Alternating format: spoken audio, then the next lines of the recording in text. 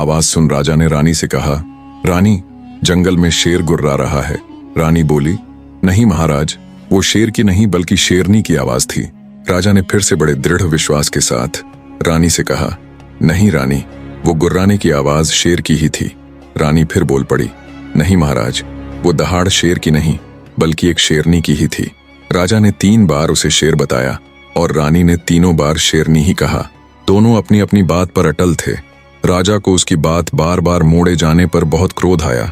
अपने अहम को यूं झुकते देख उसने रानी के सामने एक शर्त रखी, मैं सिपाहियों को जंगल भेजकर अभी पता करवा लूंगा कि वो गुर्राने की आवाज शेर की थी या फिर शेरनी की। जिसकी बात झूठ निकली उसे इसी क्षण सदा के लिए राजमहल छोड़कर जाना होगा। राजा ने सिपाहियों को पता करने के लिए जंगल भेज दिया। रानी जानती थी कि वो आवाज शेरनी की ही थी।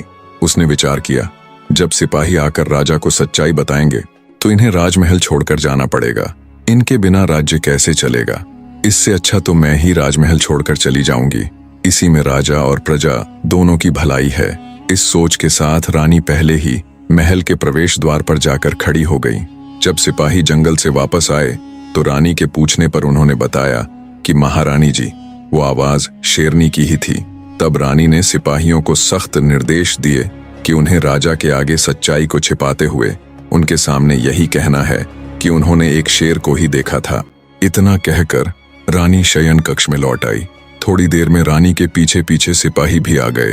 राजा बोला, बताओ सिपाहियों, जंगल में तुमने किस जानवर को देखा? तब सिपाही रानी के कहे अनुसार शेर ही बताते हैं। राजा ने तुरंत रानी को राजमहल छोड़ने का आदेश दिया। रानी बोली, महाराज, मैं 7 माह की गर्भवती हूँ। आधी रात को भला कहाँ जाऊंगी? सुबह होने पर मैं खुद सदा के लिए राजमहल छोड़कर चली जाऊंगी। किंतु राजा के हृदय पर कोई असर नहीं हुआ।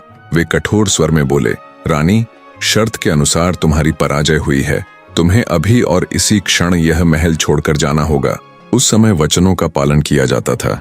अंततः राजा के कहते ही रानी उसी क्षण राजमहल छोड़कर चल पड़ी। चलते हुए उसने अपने साथ बस एक बुना हुआ कोट लिया, जिसे वो अपनी होने वाली संतान के लिए कई दिनों से बुन रही थी। आधी रात को रानी राजमहल छोड़कर